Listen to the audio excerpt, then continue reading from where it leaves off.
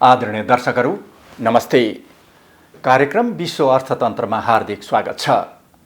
कार्यक्रम विश्व अर्थतन्त्रमा हामी छिमेकी राष्ट्रहरू, दक्षिण एसियाली राष्ट्रहरूका साथै विश्व अर्थतन्त्रमा देखिने आर्थिक गतिविधिहरू, त्यसबाट अर्थतन्त्रमा पर्ने प्रभाव लगायत विश्व बजारमा मूल्यमा आउने अन्तरले नेपाली बजारसम्म प्रभावित हुने तेल बजार, सुन बजार, अन्य धातु बजार लगायतका जानकारीका साथै विश्वका प्रमुख शेयर इन्डेक्सहरूको पनि जानकारी दिने गर्दछौँ। दर्शकहरू, कोरोनाको प्रकोपको बेलामा पनि आफ्नो अर्थतन्त्रलाई 2% भन्दा बढीको वृद्धि दर कायम राख्न सफल छिमेकी राष्ट्र चीनले 6% को आर्थिक वृद्धि, अझ त्योभन्दा पनि बढी आर्थिक वृद्धिको अनुमानसहित आफ्नो 14औं योजना अनुमोदन गरेको छ। चीनले विकासको क्रममा खास गरी बेरोजगारी र पूर्वाधारहरूको आयोजनामा ठूलो रकम खर्च गर्दैछ र विकासका लागि मुख्य रूपमा नयाँ प्रविधिहरूको विकास गर्ने र हरित विकासलाई जोड दिने नीति पनि चीनले 14औं योजनामा गरेको छ। यस सम्बन्धमा तयार पारिएको यो एक रिपोर्ट।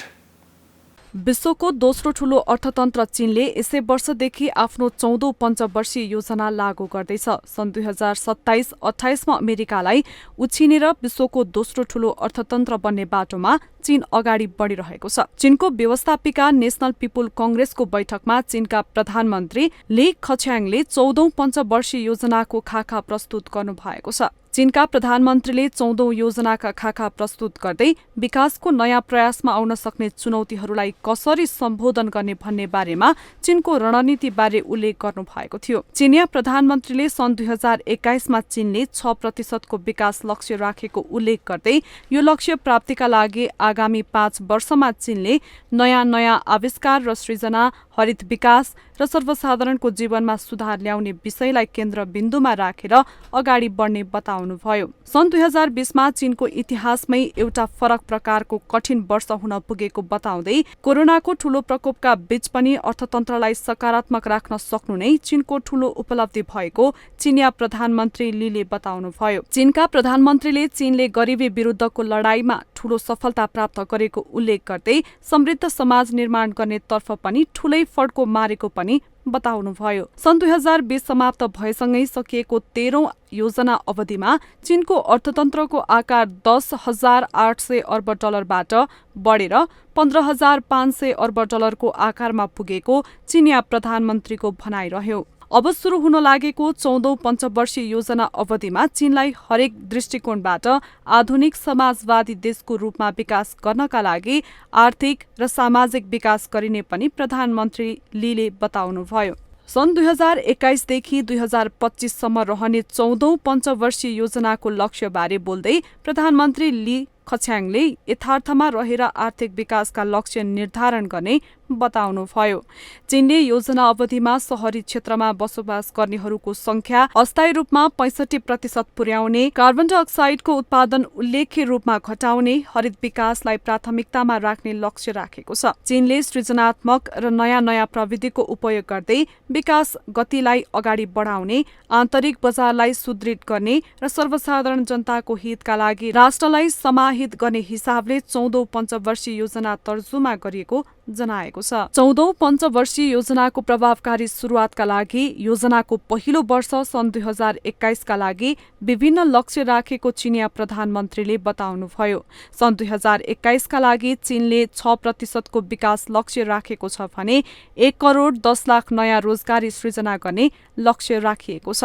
यसैगरी आयात र निर्यात दुवैको वृद्धि गर्दै भुक्तानी सन्तुलनलाई सही स्थितिमा राख्ने पनि चीनको लक्ष्य रहेको छ। प्रति व्यक्ति आयमा वृद्धि गर्ने, ऊर्जा खपतमा 3% ले कमी ल्याउने, वायु प्रदूषण बढाउने क्षेत्रलाई पहिचान गरी प्रदूषण नियन्त्रण गर्ने, खाद्यान्न उत्पादन 65 करोड मेट्रिक टन पुर्याउने लक्ष्य पनि चीनले राखेको छ। चीन सरकारले करका दरहरूलाई घटाउने र करका नीतिहरूमा पनि समयानुकूल परिवर्तन गर्दै जाने लक्ष्य पनि राखेको छ, जसमा भ्याटको सीमा निर्धारण गर्दा प्रति महिना 1 लाख युआनासम्मको कारोबार गर्नेलाई भ्याट लगाइदै आएकोमा यो सीमालाई बढाएर 1,50,000 पुर्याउने पनि चिनिया प्रधानमन्त्रीले जानकारी दिनुभएको छ। चीनको रक्षा बजेटमा सन् 2021मा 6.8%ले वृद्धि गरी $209 अर्ब पुर्याइएको छ।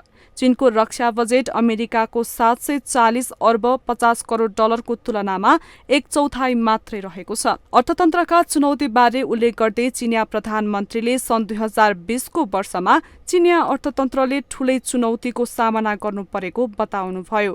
प्रधानमन्त्री ली खच्याङले चीनको 14औं योजनाको पहिलो वर्ष सन् 2020मा कोरोनाका कारण अहिलेसम्म पनि विश्व अर्थतन्त्र अस्थिर र अनिश्चितताको अवस्थामा रहेको र बाह्य वातावरण अर्थतन्त्रका लागि अनुकूल नभएको पनि बताउनुभयो। अर्थतन्त्रका चुनौतीहरूको समाधानका लागि चीनले कोरोना पछिको अर्थतन्त्रको विकासको गतिलाई सुनिश्चित र सुदृढ गर्नुपर्ने चिनिया प्रधानमन्त्रीको भनाइरहेको छ। चीन सन् 2035 सम्ममा आफ्नो अर्थतन्त्रलाई अहिलेको दाँजोमा दोब्बर बनाउने प्रयासमा छ, जसका लागि वार्षिक 7.5% को विकास दर आवश्यक रहेको छ। आदरणीय दर्शकहरू, विश्वको 1 नम्बर अर्थतन्त्र, सबैभन्दा ठूलो अर्थतन्त्र हुने उद्देश्यका साथ अगाडि बढेको छिमेकी राष्ट्र चीनले 14औं पञ्चवर्षीय योजनालाई पनि त्यही अनुसार तर्जुमा गरेको छ र चीनको निरन्तरको आर्थिक विकासका सम्बन्धमा चीनले विकास दर जुन हासिल गरिराखेको छ त्यसको प्रभाव नेपाली अर्थतन्त्रमा केही पर्छ कि पर्दैन भन्ने बारेमा हामीले अर्थविद डाक्टर डिलराज खनालसँग संक्षेपमा कुराकानी गरेका छौँ। डाक्टर साहब, कार्यक्रममा हार्दिक स्वागत छ। धन्यवाद। डाक्टर साहब, यो जुन अब चीनले निरन्तरको आर्थिक वृद्धिको क्रम जारी राखेको छ, अब कोरोना कालमा पनि चीनको वृद्धि दर सकारात्मकै रह्यो र सन् 2027-28 सम्ममा चीन विश्वको 1 नम्बर अर्थतन्त्र, सबैभन्दा ठुलो अर्थतन्त्र बन्ने अनुमान पनि गरेको छ। यो सन्दर्भमा चीनको निरन्तरको आर्थिक वृद्धिले नेपालको अर्थतन्त्रमा केही प्रभाव पार्न सक्छ डाक्टर साहब? पहिलो कुरा त अलिकति पृष्ठभूमिमा हेर्न जरुरी छ। अहिले पनि के छ भने विश्वको अर्थतन्त्रमा चीनको अर्थतन्त्रको योगदान अर्थात् विश्वको आर्थिक वृद्धि दरमा करिब 30% छ र सँगै देखिएको छ भन्नुहुन्छ भने भर्खरै मात्रै गरिएको एउटा अध्ययनबाट 2008 देखि 2019 सम्ममा चीनले तपाईको करिब $500 बिलियन उसले विश्वमा चाहिने लगानी गरेको छ। त्यो लगानी भने त्यो कालमा, त्यो समयमा विश्व बैंकले गरेको लगानी भन्दा करिब 5 अरब डलर मात्रै कम छ भन्ने देखिन्छ। र कतिपय परियोजनाहरू जो चाइनाले सञ्चालन गरेको छ विश्वव्यापी रूपमा, तिनको रेट अफ रिटर्न चाहिँ विश्व बैंकको भन्दा बढी छ भन्ने पनि देखिया छ। त्यसको मैले सन्दर्भलाई चाहिँ यहाँ जोड्न खोजेको के हो भनेदेखि हामीले ठिक ढङ्गले चीनको चाहिँ लगानीलाई नेपालमा प्रवेश गराउन सक्यौँ भने त्यसले एउटा सकारात्मक असर पर्दो रहेछ भन्ने त विश्वव्यापी अनुभवले देखियो। तर पनि अझ नेपालको चाहिँ सन्दर्भमा चाहिँ के हो भन्नुहुन्छ भने हाम्रो 2-3टा पक्षहरू अहिले जुन चाहिँ सकारात्मक रूपमा अगाडि बढेका छन्। पहिलो कुरा त चीन र चाहिँ नेपालको सम्बन्ध राम्रो छ। हाम्रो चाहिँ तपाईको राजनीतिक तहमा, तपाईको राजनीतिक तहमा हैन, आर्थिक तथा चाहिँ व्यापारिक तहमा पनि सम्बन्ध विस्तार हुँदै गएको छ। त्यो एउटा सकारात्मक पक्ष। तर आर्थिक क्षेत्रमा डाक्टर साहब, आर्थिक क्षेत्रमा जति सहयोग हुन सक्थ्यो त्यति त हुन सकेन नि, हैन? म अलिकति कुरा जोड्छु र तपाईलाई त्यो कुरामै आउँछु म अहिले। तपाईले भन्नु सँगै चाहिँ के देखिएको छ भनेदेखि तपाईको 2-3टा कुराले, एउटा व्यापार तथा पारवहन सम्बन्धी 2016 मा भएको, त्यसपछि 2017 मा चाहिँ तपाईको यो बेल्ट एन्ड रोड इनिसिएटिभ अन्तर्गत नेपाल र चीनको बीचमा भएको समझदारी, र तेस्रो के हो भन्नुहुन्छ भने सरकारको तहमा चीनले गरेको सहयोग र अहिले पछिल्लो कालमा आएर निजी क्षेत्रबाट पनि हामीले पछिल्लो देख्यौँ भनेदेखि 2टा ठूला सिमेन्ट उद्योगहरू चाहिँ हैन चिनिया कम्पनीहरूले सुरु गरे। हजुर, त्यस बाहेक चाहिँ जुन किसिमको प्रतिबद्धता वा एउटा पारस्परिक चाहिँ एउटा समझदारी बनेको छ, तपाईको रेलदेखि लिएर पूर्वाधारदेखि लिएर ऊर्जाको क्षेत्रमा जे कस्ता किसिमका अन्डरस्ट्यान्डिङ बनेका छन् र चीनले चाहिँ हाम्रो लगानी सम्मेलनमा 3 खरब करिबको चाहिँ लगानी प्रतिबद्धता पनि गरेको थियो। यी सबैले एउटा के हो भने चीन चाहिँ नि विकासको क्रममा अझ रफ्तारसहित अगाडि बढ्ने, विश्वको सबभन्दा ठुलो अर्थतन्त्र हुने प्रक्रियामा हामीले त्यसबाट चाहिँ नि लाभ लिन सक्ने, फाइदा लिन सक्ने हुन्छ र अलि अझ कङ्क्रिट रूपमा, अझ ठोस रूपमा सरकारको तहबाट सरकार टु सरकार, त्यसपछि निजी क्षेत्रबाट, त्यसभित्र पनि के हो भन्नुहुन्छ भने हाम्रो जुन खास गरिकन चाहिँ नि आर्थिक क्षेत्रमा, अझ व्यापारिक क्षेत्रमा चाहिँ के देखिन्छ भने अघि तपाईँले पनि अलिकति उल्लेख गर्न खोज्नु भएको थियो, मैले हेर्दै थिएँ, जुन किसिमको कहाली लाग्दो भयावह जुन किसिमको व्यापार घाटा छ, त्यो व्यापारबाट पनि के त भन्दाखेरि कतिपय वस्तुहरूमा करिब 8,000 जस्ता वस्तु सेवाहरूमा चाहिँ तपाईँको जिरो भन्सार हुनेछ होइन। त्यसपछि हामी त्यो भने मतलब चाहिँ हामी एउटा चाहिँ प्रिफरेन्सियल चाहिँ ट्रेड एरेन्जमेन्टभित्र चाहिँ हामी छौँ। त्यसो हुँदाहुँदै पनि करिब 2 खरबको जुन किसिमको चाहिँ व्यापार घाटा होइन, एउटा नगण्य रूपमा नेपालबाट चाहिँ चीनमा निर्यात हुने, तर व्यापार घाटा चाहिँ बढ्दै जुन जाने क्रम छ, त्यसले नयाँ ढङ्गले हामीले चाहिँ सोच्नुपर्ने, नयाँ ढङ्गले तपाईँको आर्थिक र व्यापारिक सम्बन्धलाई अगाडि बढाउनु पर्ने र अनि लाभ लिनुपर्ने चाहिँ एउटा खाँचो र आवश्यकतालाई चाहिँ देखाउँछ। हस् डाक्टर साहब, यहाँको महत्त्वपूर्ण समय र विचारका लागि धेरै धन्यवाद। दर्शकहरू, कोरोनाबाट प्रभावित अमेरिकी अर्थतन्त्रलाई अझै राहत प्याकेजको जरुरत रहेको भन्दै आउनुभएका नयाँ राष्ट्रपति जो बाइडेनले प्रस्ताव गर्नुभएको 1900 अर्ब डलरको राहत कार्यक्रमलाई अमेरिकी संसदले अनुमोदन गरेको छ। यो राष्ट्रपतिको प्रस्तावमा प्रतिनिधि सभामा खासै ठुलो विवाद नभए तापनि सिनेटमा भने यसमा निकै ठुलो विवाद भयो, तर अन्त्यमा राष्ट्रपतिको प्रस्ताव स्वीकृत भएको छ। यस सम्बन्धमा तयार पारिएको यो एक रिपोर्ट। राष्ट्रपति बाइडेनको प्रस्तावमा अमेरिकी सिनेटमा छलफल हुँदा रिपब्लिकन दलका सिनेटरहरूले थुप्रै संशोधन प्रस्ताव पेश गरेको भए तापनि सबै संशोधन प्रस्ताव असफल भएका थिए। राहत सम्बन्धी विधेयकमा सिनेटमा मतदान हुँदा विधेयकको पक्षमा 50 मत परेको थियो भने विपक्षमा 49 मत परेको थियो। राहत कार्यक्रमको पक्षमा कुनै पनि रिपब्लिकन दलका सिनेटरले मतदान गरेनन्। राष्ट्रपति बाइडेनले ल्याउनु भएको राहत कार्यक्रम अमेरिकाको इतिहासकै सबैभन्दा बृहत राहत कार्यक्रम हो। सिनेटबाट पारित भएपछि अनुमोदनका लागि यो बिललाई प्रतिनिधि सभामा पठाइएको थियो। प्रतिनिधि सभाले भने बिना कुनै ठूलो अवरोध विधेयकलाई पारित गरेको छ। संसदबाट पारित भएपछि राहतको पर्खाइमा रहेका अमेरिकी नागरिकले मार्च महिनादेखि नै रकम पाउन थाल्ने अमेरिकी राष्ट्रपति बाइडेनले बताउनु भएको छ। संसदले पारित गरेको विधेयकमा 400 अर्ब डलर रकम 75,000 डलर भन्दा कम वार्षिक आय भएका अमेरिकी नागरिकलाई एक पटकका लागि 1400 डलर रकम उपलब्ध गराउनका लागि छुट्याइएको छ।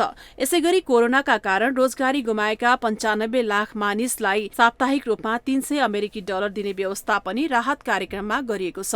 राहत कार्यक्रममा कोरोनाका कारण आफ्नो बजेटको तालमेल मिलाउन कठिनाई भएका स्थानीय सरकारलाई सहयोग गर्न 350 अर्ब डलर छुट्याइएको छ। राहत प्याकेज बिलका सम्बन्धमा सिनेटमा बहुमत पक्षका नेता चुम सुमेरले कोरोना विरुद्धको लडाईँ जित्न राष्ट्रपतिले प्रस्ताव गर्नुभएको प्रस्तावले योगदान पुर्याउने विचार राख्नु भएको थियो भने सिनेटमा रिपब्लिकन दलका नेता मिस म्याकोनले अमेरिकाको इतिहासमा झण्डै 2000 अर्ब डलरको भारी रकम यसरी अन्धाधुन्द रूपमा विगतमा कहिले पनि खर्च नभएको बताउनु भएको थियो। रिपब्लिकन दलका सिनेटरहरू राष्ट्रपतिले प्रस्ताव गर्नुभएको 1900 अर्ब डलरको 1/3 मात्र राहत रकम खर्च गर्नुपर्ने पक्षमा रहनु भएको थियो। यसैबीच अमेरिकामा बेरोजगार दर अनुमान गरिए भन्दा बढी दरले घटेको छ। 3,79,000 नयाँ रोजगारी सिर्जना भएको बेरोजगारीको संख्या अनुमान गरिए भन्दा बढी मात्रामा घटेको छ। उता अमेरिकाको व्यापार घाटा गत जनवरी महिनामा बढेको छ। उपभोक्ता माग बढ्न थालेपछि व्यापार घाटा बढेको जनाइएको छ। अमेरिकाको वाणिज्य मन्त्रालयले गत जनवरी महिनामा व्यापार घाटा बढेर 68 अर्ब 20 करोड डलर पुगेको जनाएको छ। यसअघि अर्थविदहरूले जनवरी महिनाको व्यापार घाटा 67 अर्ब हुने अनुमान गरेका थिए। जनवरी महिनामा 221 अर्ब 10 करोड डलरको आयात भएको थियो भने निर्यात 135 अर्ब 70 करोड डलर रकमको भएको थियो। दर्शकहरू, अन्तर्राष्ट्रिय बजारमा पेट्रोलियम पदार्थको मूल्यमा निरन्तर वृद्धि भएर 71 डलर प्रति ब्यारेलसम्म पुगेको छ। यो हप्ता पनि तेलको मूल्य वृद्धिको यो स्तर कायमै रह्यो। ओपेकका राष्ट्रहरूले उत्पादन नबढाउने निर्णय गर्नको साथै पश्चिम एसियामा अशान्तिको खतरा बढेका कारणले पनि तेलको मूल्य बढाउन मद्दत पुगेको छ र यो तेलको बढ्दो मूल्य तेल बढी उपभोग गर्ने राष्ट्रहरूका लागि भने चिन्ताको विषय भएको छ। यस सम्बन्धमा यो एक रिपोर्ट।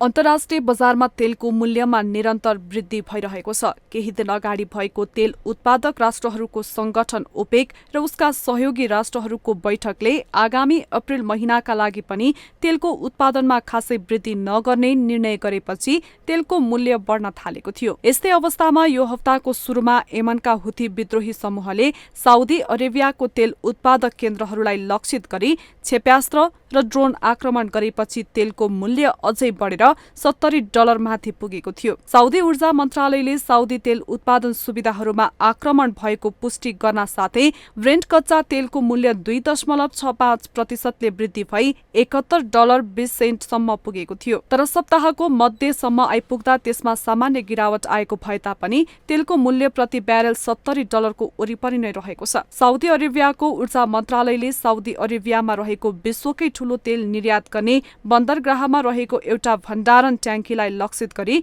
हुथी विद्रोही समूहले क्षेप्यास्त्र प्रहार गर्नको साथै ड्रोनबाट आक्रमण गरेको जनाएको छ। सो आक्रमणबाट तेल सुविधाहरूमा कुनै क्षति नपुगेको र क्षेप्यास्त्र र ड्रोनलाई प्रतिरोधात्मक क्षेप्यास्त्र प्रहार गरी आकाशमा नै ध्वस्त बनाएको साउदी ऊर्जा मन्त्रालयका प्रवक्ताले बताएका छन्।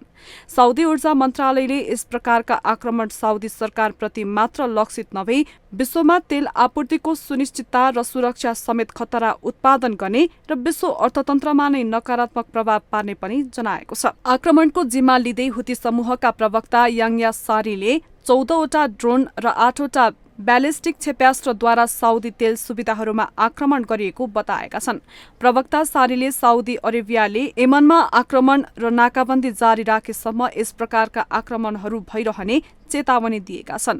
साउदी नेतृत्वमा रहेको सेनाले सन् 2015 देखि नै यमनका हुथी विद्रोही विरोधीको आक्रमणलाई जारी राखेको छ। यसैबीच कोभिडको बन्दाबन्दीपछि समस्यामा परेका विश्वका तेल प्रशोधन केन्द्रहरू अझै पनि समस्याबाट बाहिर आउन नसकेको जनाइएको छ। तेलको मूल्यमा वृद्धि हुँदै गएको भए तापनि तेलको माग पूर्ववत रूपमा फर्कन नसकेको र खास गरी हवाई इन्धनको माग अझै पनि निकै कम भएकाले प्रशोधन केन्द्रको खर्च धान्न पनि नसक्ने अवस्था रहेको जनाइएको छ। तेल प्रशोधन केन्द्रहरूले खर्चसम्म पनि उठाउन नसकेर एसिया र युरोपका धेरै मध्यम क्षमताका प्रशोधन केन्द्रहरू बन्द हुने अवस्थामा पुगेको जनाइएको छ। कोभिड र त्यसपछिको अवस्थामा पनि सेवाको क्षेत्रमा खासै सुधार हुन नसकेको र हवाई उडानहरू सीमित मात्रामा भएका कारण गत नोभेम्बर महिनामा मात्रै अमेरिकामा 17 लाख ब्यारेल कच्चा तेल प्रतिदिन प्रशोधन गर्ने केन्द्र बन्द हुन पुगेको थियो। खर्च धान्न नसकेर अरू पनि तेल प्रशोधन केन्द्रहरू बन्द हुने अवस्थामा रहेको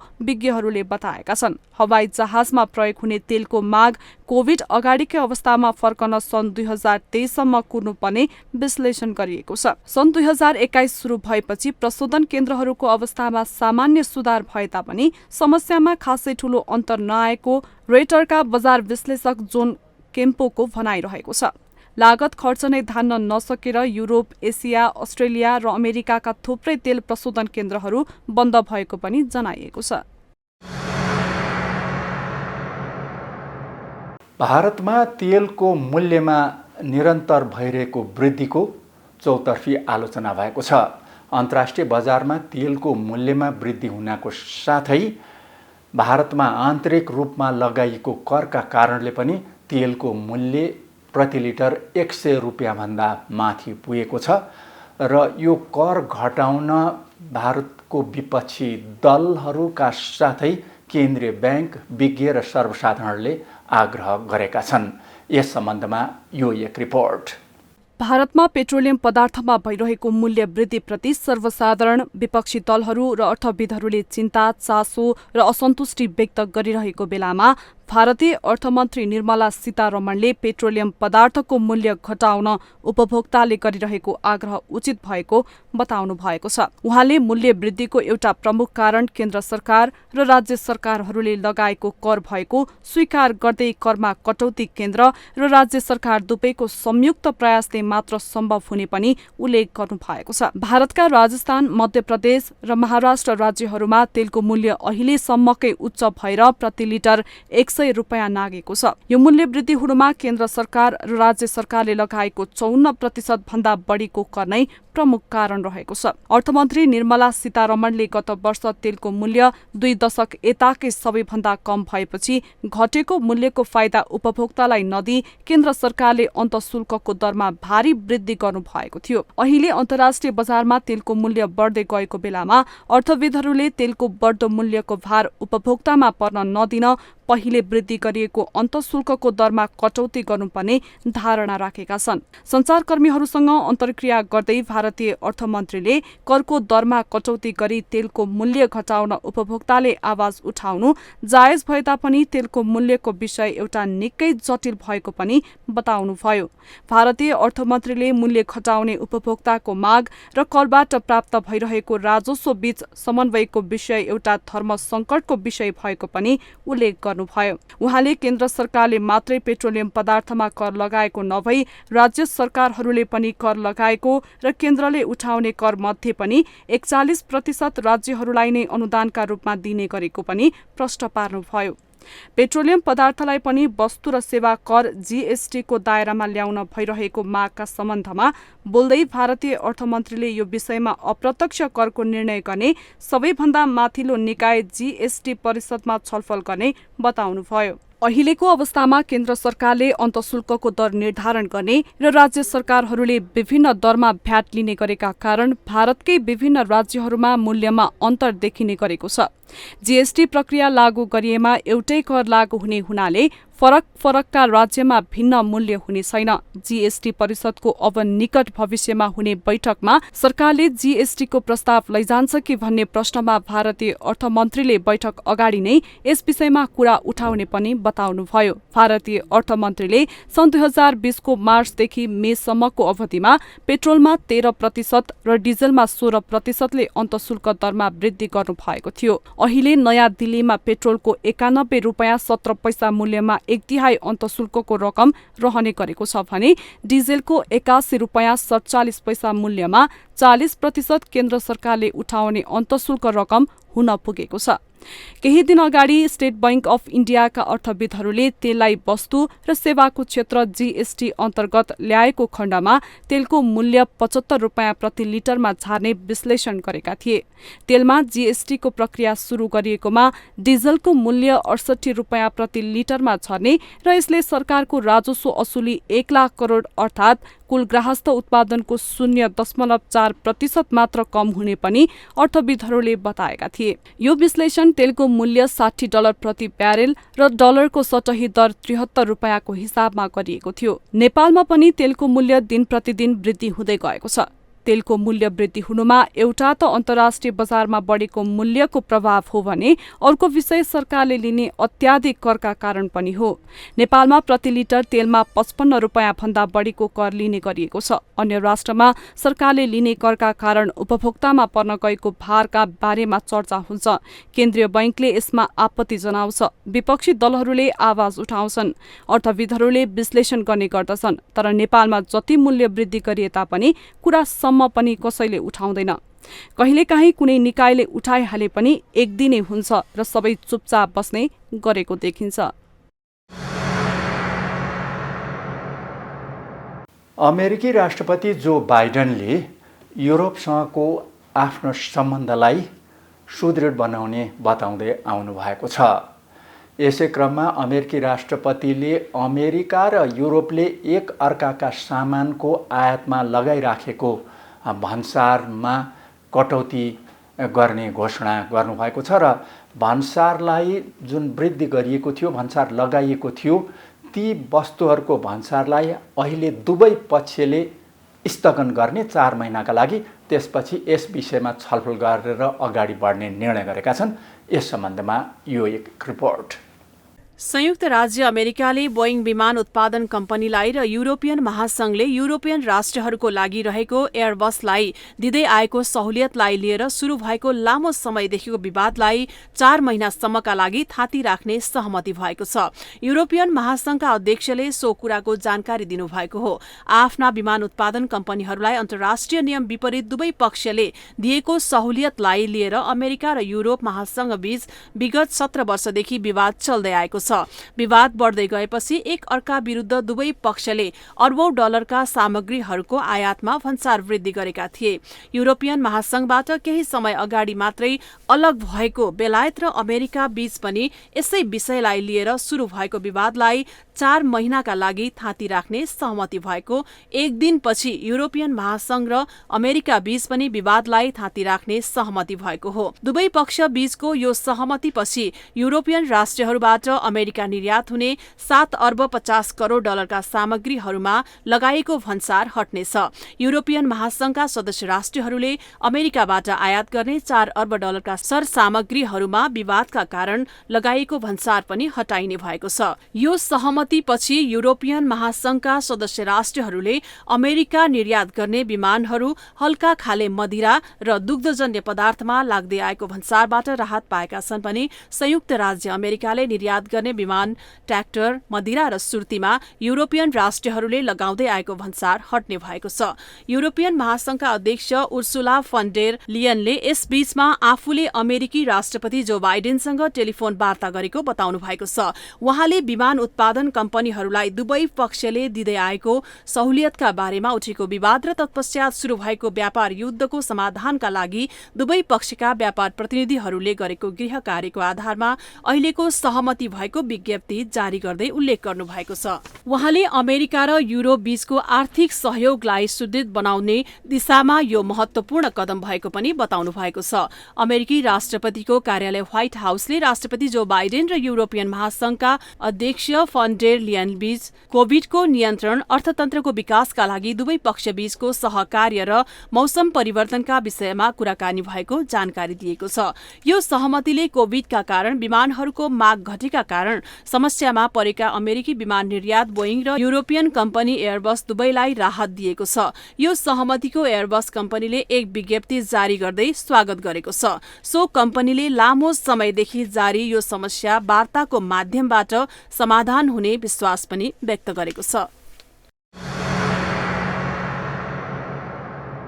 अब विश्वको तेल बजार, सुन, चाँदी लगायतका अन्य बहुमूल्य धातुको बजारको उतार चढाउ र यसका साथै विश्वका प्रमुख शेयर इन्डेक्समा देखिएको उतार चढाउका बारेमा तयार पारिएको यो एउटा रिपोर्ट। यो हप्ता बढ्दै गएको तेलको मूल्य शुक्रबार अन्तर्राष्ट्रिय बजारमा सामान्य घटेको छ। बहुमूल्य धातु सुनको मूल्यमा केही वृद्धि भएको छ। विगत 2 हप्तामा सुनको मूल्य झण्डै 7% घटेको थियो। अन्तर्राष्ट्रिय बजारमा गत हप्ताको अन्त्यमा 1694 डलर प्रति आउन्समा कारोबार भएको सुनको मूल्य यो साताको सुरुमा पनि 17 डलरकै वरिपरि थियो। तर सप्ताहको अन्त्यतिर बिहिबार सुनको मूल्य फेरि बढेर प्रति आउन्स 1733 डलरको हाराहारीमा पुगेकोमा शुक्रबार यसमा फेरि गिरावट आएर 1716 डलरमा झरेको छ। सुनको मूल्यमा केही वृद्धि हुनुको पछाडि अमेरिकाले ल्याएको 1900 अर्ब डलरको वृहत राहत प्याकेजबाट मुद्रास्फीतिको दरमा वृद्धि हुने अनुमान पनि एउटा रहेको छ। यो प्याकेजका कारण मुद्रास्फीति 3% सम्म पुग्न सक्ने विज्ञहरूले अनुमान गरेका छन्। अन्तर्राष्ट्रिय बजारबाट प्रत्यक्ष रूपमा प्रभावित हुने गरेको सुनको मूल्य नेपालमा पनि घटेर प्रति तोला 86,000 रुपैयाँको वरिपरिमा पुगेको छ। यो हप्ता चाँदीको मूल्यमा सामान्य मात्रै हेरफेर भएको देखिएको छ। शुक्रबार भने अन्तर्राष्ट्रिय बजारमा चाँदीको मूल्य पनि केही घटेको छ। सन् 2021मा चाँदीमा गरिने लगानी फाइदाजनक हुने प्रक्षेपणका कारण पनि लगानीकर्ताहरूको आकर्षण चाँदीको लगानीमा कायमै रहेको देखिन्छ। अहिले खास गरी चीनमा माग बढ्दै गएको तामाको मूल्यमा सामान्य उतार चढाव रहेकोमा शुक्रबार भने तामाको मूल्य पनि केही घटेको छ। शेयर बजारमा यो हप्ता पनि उतार चढावको स्थिति देखियो। बिहिबार एसिया, युरोप र अमेरिकाका प्राय सबै शेयर इन्डेक्समा वृद्धि देखिएको छ। अमेरिकी शेयर इन्डेक्सको गिरावट आउने क्रम रोकिएकोले त्यसको सकारात्मक प्रभाव अन्य बजारमा समेत परेको विश्लेषण गरिएको छ। अमेरिकी शेयर बजार आगामी 2 महिना सकारात्मक दिशामा नै अगाडि बढ्ने विज्ञहरूको विश्लेषण गरेका छन्। यसको असर अन्य शेयर बजारमा पनि पर्ने देखिन्छ। शुक्रबार एसियाई बजार खुल्दा हङकङको हाङसेङ बाहेक सबै प्रमुख इन्डेक्सहरूमा वृद्धि भएको छ। अन्तर्राष्ट्रिय बजारमा प्रमुख खाद्यान्न वस्तुहरूको मूल्यमा पनि यो हप्ता खासै उतार चढावको स्थिति देखिएको छैन। अब अन्त्यमा तेल, सुन, चाँदी र अन्य वस्तु र प्रमुख अन्तर्राष्ट्रिय शेयर इन्डेक्सको अहिलेको पछिल्लो स्थितिबारेको जानकारी। अन्तर्राष्ट्रिय बजारमा तेलको मूल्य शुक्रबार केही घटेर ब्रेन्ट प्रति ब्यारेल $69.31 कारोबार भएको छ। यसैगरी सुनको मूल्य बिहिबारको तुलनामा शुक्रबार केही घटेर प्रति आउन्स $1717 कारोबार भइरहेको छ। यसैगरी चाँदीको मूल्यमा पनि सामान्य गिरावट आएको छ र चाँदी $25.75 प्रति आउन्समा कारोबार भइरहेको छ। तामाको मूल्य पनि शुक्रबार केही घटेको छ र तामा प्रति पाउन्ड $4.09 कारोबार भइरहेको छ। यो हप्ता विश्वमा प्रमुख खाद्य वस्तुहरूको मूल्यमा पनि खासै उतार चढाव देखिएको छैन। अब विश्वका प्रमुख शेयर इन्डेक्सहरूको जानकारी। विश्वका प्रमुख शेयर इन्डेक्समा यो हप्ता वृद्धि भएको छ। केही शेयर इन्डेक्सहरू शुक्रबार घटे तापनि समग्र रूपमा हप्ताभरको हिसाब गर्दा शेयर इन्डेक्समा वृद्धि नै भएको देखिएको छ। एसियाई शेयर बजार आज खुल्न साथै बढेको देखिएको थियो। भारतको सेन्सेक्स शुक्रबार 185 अङ्कले घटेर 51,019 अङ्कमा पुगेको छ। यसैगरी भारतकै अर्को शेयर इन्डेक्स निफ्टी पनि आज केही घटेर 15,077 अङ्कमा पुगेको छ। चीनको साङ्घाई कम्पोजिट इन्डेक्स केही बढेर 3,453 अङ्कमा बन्द भएको छ। जापानी शेयर इन्डेक्स निकीमा 506 अङ्कको बढोत्तरी भएको छ र 29,717 अङ्कमा पुगेर बन्द भएको छ। हङकङको हाङसेङ भने आज केही घटेको छ। 630 अङ्कले घटेर 28,757 अङ्कमा हङकङको शेयर बजार बन्द भएको छ। कोरियाको कोस्पीमा पनि आज सामान्य वृद्धि भएको छ। 40 अङ्कले बढेर कोस्पी 3,054 अङ्कमा पुगेर बन्द भएको छ।